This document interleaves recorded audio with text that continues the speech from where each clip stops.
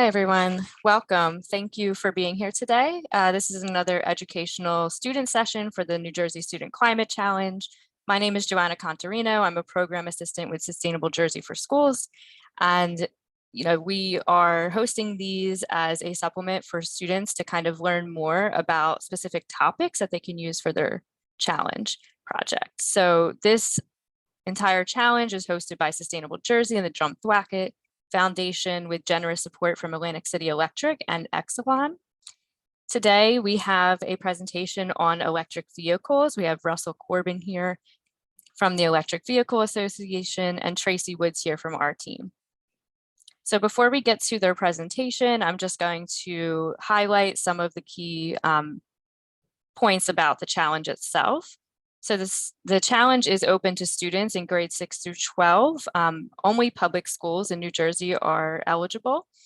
And we would like for the teams of students to be from 2 to 12. And you can have multiple teams at one school. So for instance, if you have like a class that wants to join or your green team wants to join, both can do it and do separate projects. And then the whole point of this project is to complete a school or community project that addresses the human causes of climate change or the impacts that climate change has on the environment. And in order for the projects to be judged, everyone will produce a digital story about their project. So things about how they came to pick the topic as well as how they did the project itself. And we have a wonderful resource on our YouTube playlist that you'll find at the bit.ly link that we'll share shortly in the chat. And you can find our YouTube playlist of all of the previous educational sessions as well as the one for the digital story.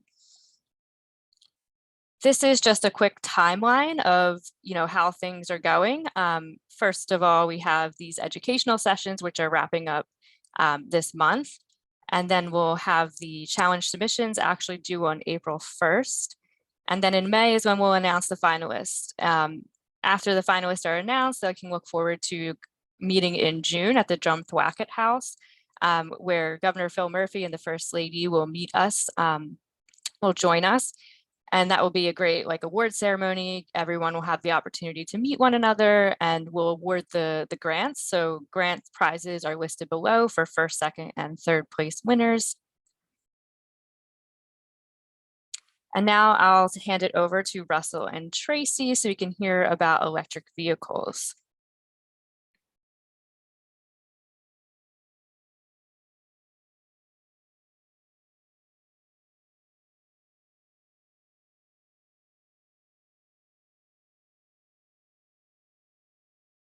Sorry about that, little technical glitch in getting going. My name is Tracy Woods, and I'm a project and research specialist here at Sustainable Jersey.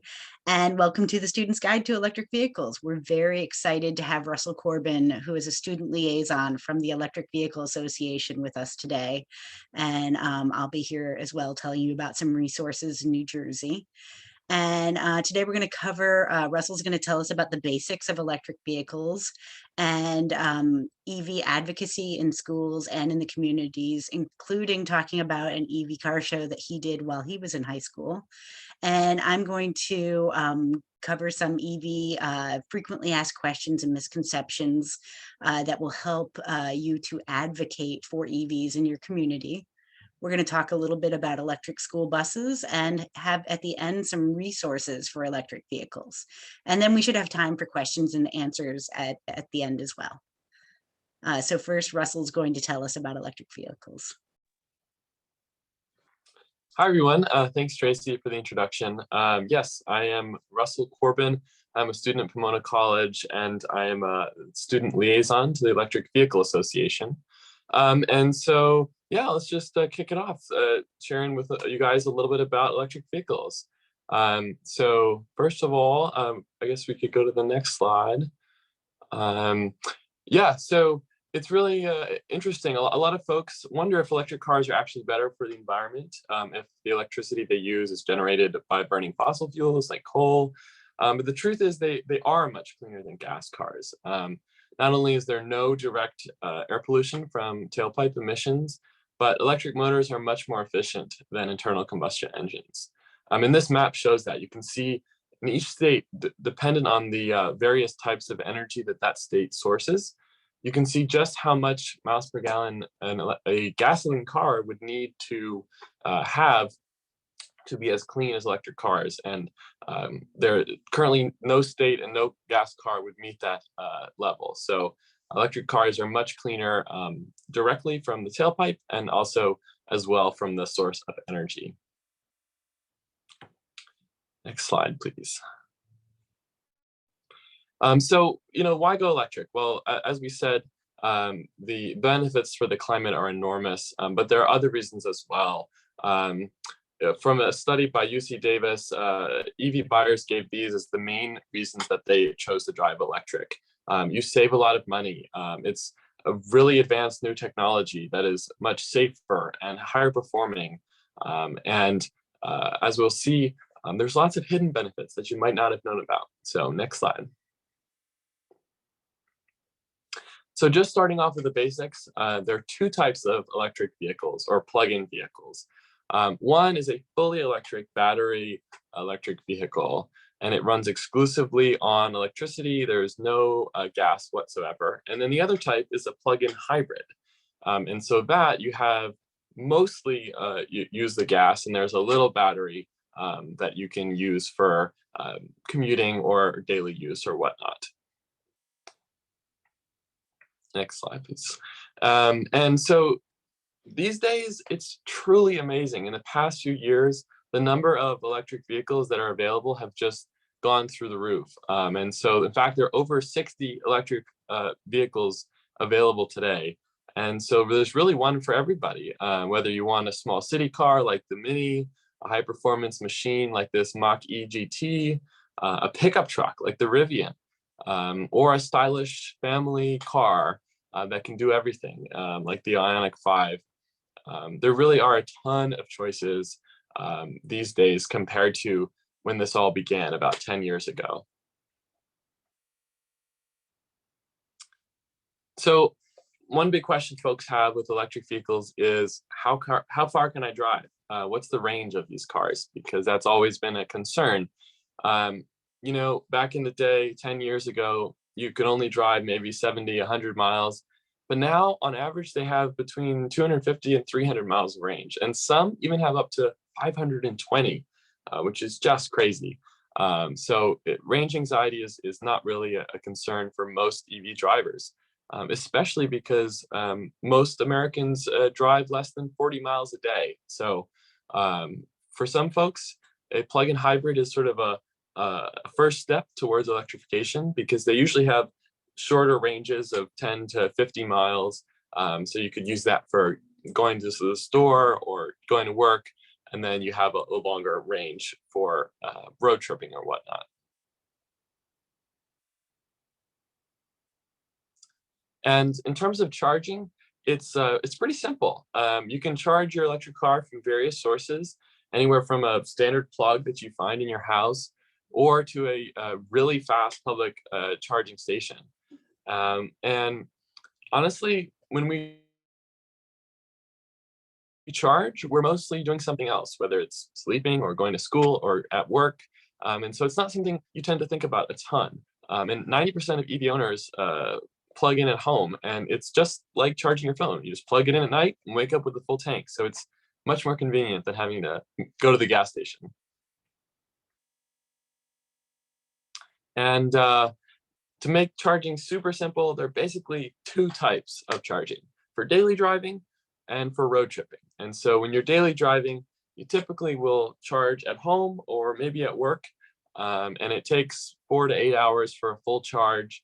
But most of the time you're not charging from empty. So, but it's a slower rate of charge than when you're road tripping. When in that case, there are these fast charging stations all over the country along major interstates, and you can charge for 20 to 50 minutes and get most of your battery filled up and get where you need to go. And in my experience and the experience of many EV owners, it's always nice to have a little break from driving on long road trips. So we want to stop for lunch anyways. We'll just plug in the car and get on our way.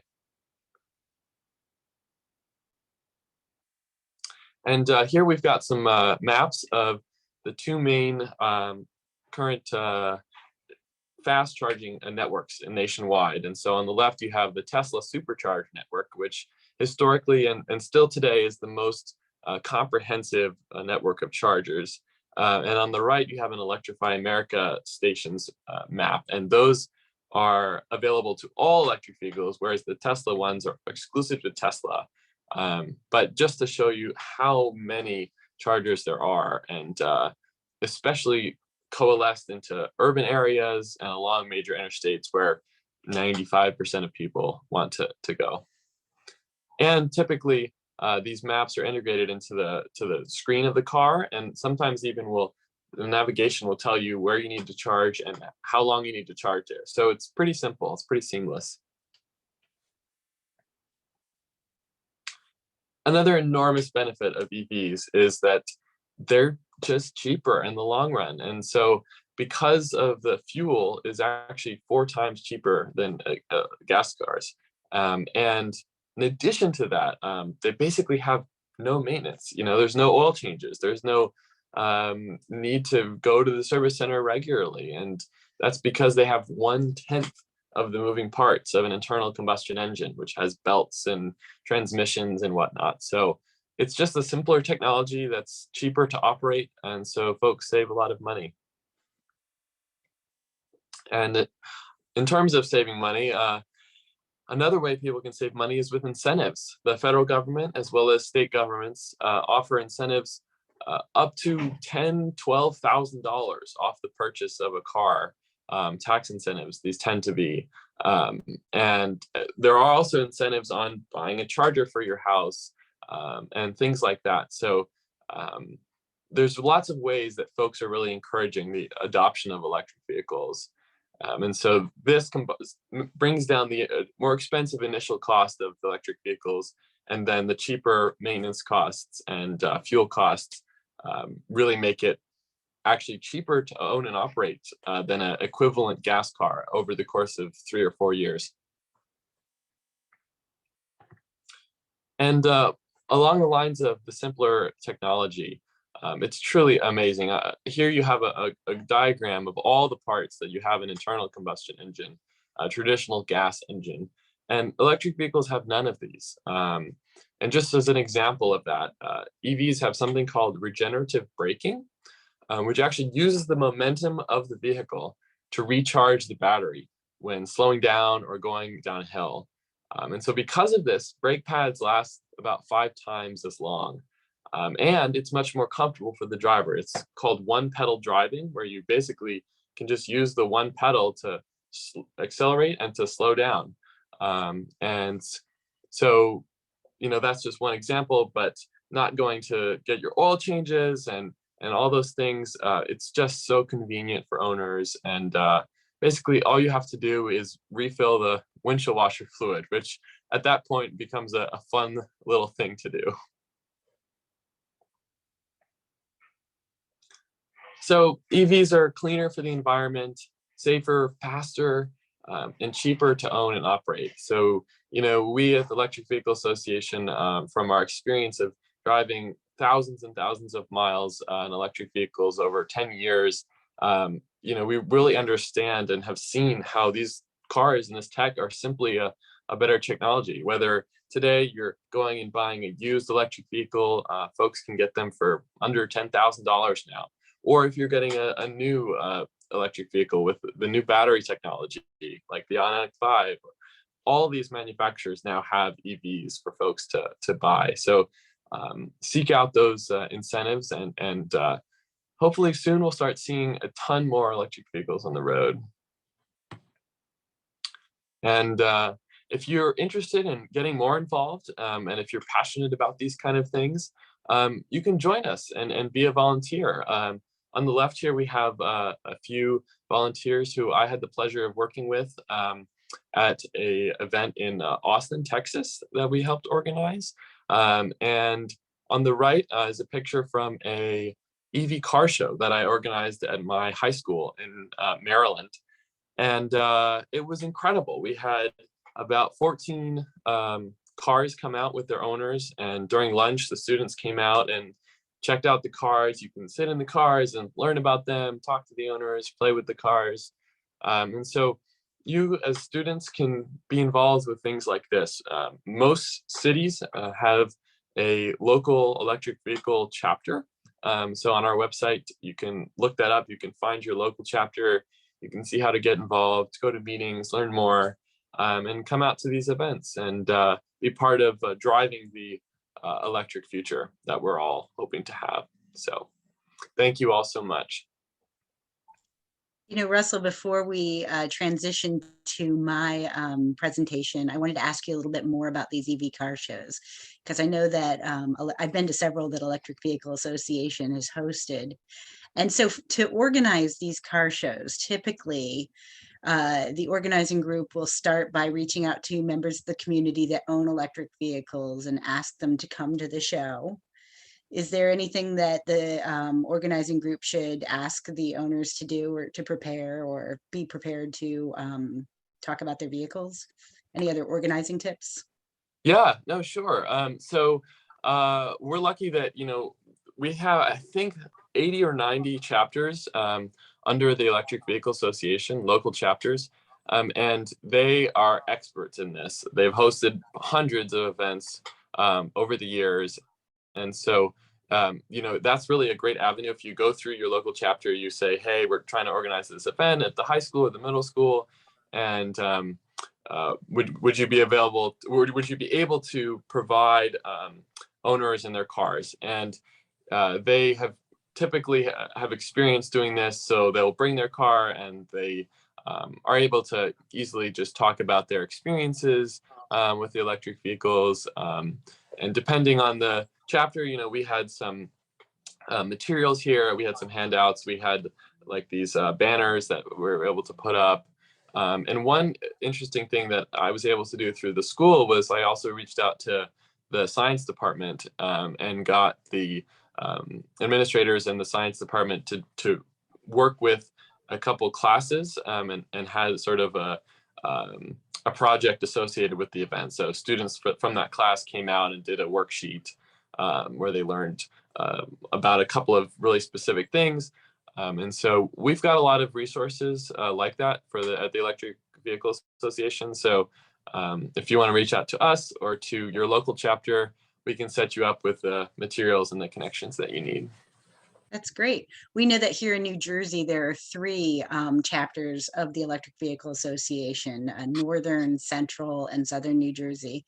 And we have contacts for all of those chapters. So if you're interested in coordinating with the EVA to have a car show event, my email address is in the last slide. You can reach out and I will put you in contact with the chapter that's nearest you. The other element of doing a car show is if you are working with a larger organization and it's part of a larger event, like possibly the municipal green fair, you may consider reaching out to local car dealers and seeing if they could have vehicles brought that participants in the event could test drive. So that's another avenue if you're looking at having a larger event. Thank you so much for that, Russell. That was really informative. And I'm just going to go a little bit more into some of the New Jersey side of doing electric vehicle advocacy and outreach. One thing that all EV advocates should know about are Sustainable Jersey Green Teams. Green teams are members of, they include community volunteers and municipal and school staff and elected officials, and they do sustainability projects together. The Sustainable Jersey has two sets of green teams, one for municipalities and another one for the schools. And you want to, as you're thinking about doing electric vehicle advocacy events, reach out and find out if you have a green team in either your school district or in your municipality, and just make sure that you're coordinating with them because they have resources to offer. They often have newsletters or social media pages that they can help promote your event. And conversely, if you are more interested in finding out what events they may be hosting and you could do outreach support in your school, that could be a way to coordinate with your green teams as well. Again, if you're not sure if your municipality or school district has a green team, you can reach out to us and we will find out for you and put you in touch with your green teams, your local green teams. The picture here, this is a picture of an EV car show similar to the one that Russell was describing. This was in Maplewood, New Jersey, and it was organized by the green team. The school student group did have a role in promoting it as well, so that was very a nice coordination there. And you can see that folks are talking to EV owners and showing, getting to see their cars and just having a really nice afternoon, learning all about different electric vehicles. So just a couple of things to prepare you for talking to people about electric vehicles. There are frequently asked questions, and Russell touched on a lot of them, so I won't go into too much detail, but we just want you to feel comfortable and prepared to answer these frequently asked questions about electric vehicles. And the first one is, are EVs really expensive? And like Russell said, they tend to have a higher sticker price, the upfront cost. But when you consider what is referred to as the total cost of ownership, which is the price that you pay for the vehicle plus the maintenance plus the fueling costs, they have a lower cost of total cost of ownership. And you can see that there's a image here on the right side of the screen. That's a recent study that was done by Argonne National Laboratory showing the lower maintenance of electric vehicles. Sometimes electric vehicles are referred to as BEVs for battery electric vehicles. And you can see that it's significantly lower cost of maintenance. Another frequently asked question is, are EVs really green? Or do EVs really have a lower carbon footprint when you consider the electricity that's used to charge them? So Russell mentioned that, you can find out about the different grid sectors. This is New Jersey's electric makeup, and you can see the different percentages of sourcing that go into our electricity that's on our grid. And even when you take into consideration the carbon footprint of the electrical generation that's used for plugging the vehicle, for charging the vehicles, electric vehicles have 1/4 of the emissions of gasoline vehicles in New Jersey. And there's a link to that webpage that we're going to put in the chat. The Alternative Fuel Data Center has all kinds of information about electric vehicles in New Jersey and in other states. Another common question is, where will I be able to charge this vehicle? Russell showed the national charging networks, but I also recommend, again, that the Alternative Fuel Data Center has an EV charging locator, and you can zoom all the way down into New Jersey and really see what's available in your town. And if you're planning a trip, you can look and see the EV charging locations along your path so that you have a sense of where you should stop as you're driving. And another common, especially with a couple of recent news stories, there's concern that EVs are safe. And the good news is that in all of the studies that have come out about this, EVs are proven to have equivalent, if not superior, safety, including a recent study by the Insurance Institute of Highway Safety. Saying that, there are special first responder trainings that are available for electric vehicles that just talk about the ways to handle fires and other accidents with electric vehicles. And that's something that is available to first responders, often at very low cost, through different organizations. And we have resources for that as well. Another common question is folks are concerned that EVs only come in very small models or, a very limited range of vehicles. And as Russell was saying, maybe a couple of years ago that was true, but that's not true anymore. They come in a wide range of vehicle types now. And again, I sound like a commercial for the Alternative Fuel Data Center, but they also have a vehicle finder, and you can see a link to that here, where you can put in what you're interested in and it will show you the range of vehicles that are available. And that's a nice resource as well. Another avenue that we want to consider for students who are thinking about advocating for electric vehicles is school buses. Electric school buses are a very good resource for communities because they reduce not only the carbon footprint of the school district, but the local emissions of smog and other air quality issues that can improve health outcomes for students, particularly those with asthma. They are also much quieter and cost less to operate and maintain than traditional school buses. You can see in the chart on the left that school buses have up to 50, electric school buses have up to 50% reduction of greenhouse gas emission compared to traditional school buses. And they also have a much lower cost of total ownership. Again, always with electric vehicles, you need to consider the purchase price of the vehicle, which you can see here is higher for the electric. But when you take the fuel and the maintenance costs into consideration, the overall total cost of ownership is lower. So, you know, in your consideration of electric vehicles, think about promoting school buses, electric school buses in your community as well. If you are working with your school district to promote electric school buses, we have a great resource guide that you can give the URL to your school district. And we're going to put that in the chat, the URL for that guide. It tells all about the incentives that are available in New Jersey and resources for both purchasing the vehicles themselves and the charging equipment that goes along with them. It also has tips and resources for adding electric vehicles to school fleets. And that's a great resource as well.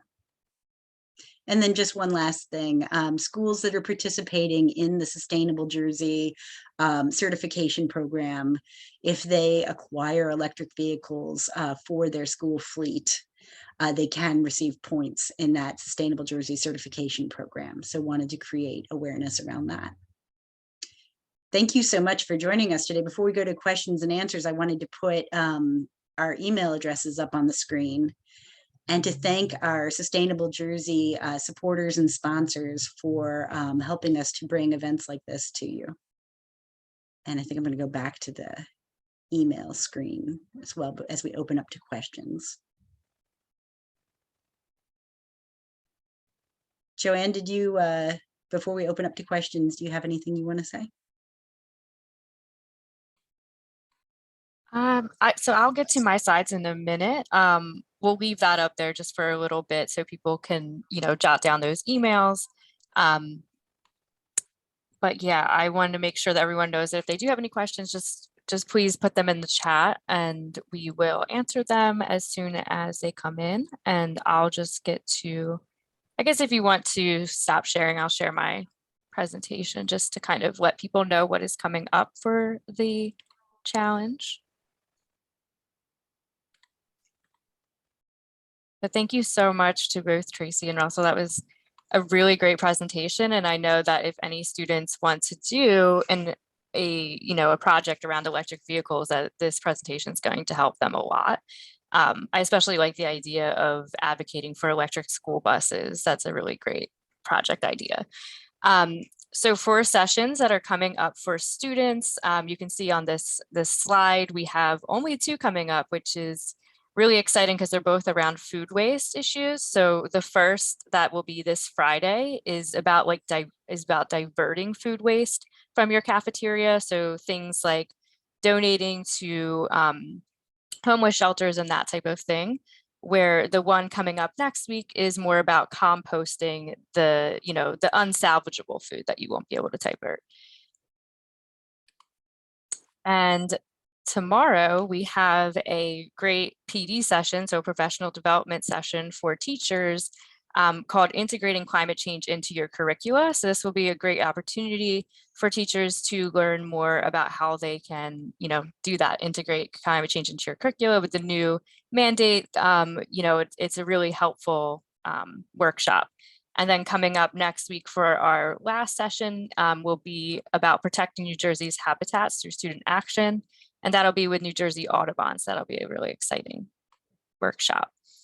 And so right here, you can find all of the resources that will be listed at that bit.ly link. The bit.ly link just goes to our website that hosts all of these wonderful resources for the challenge.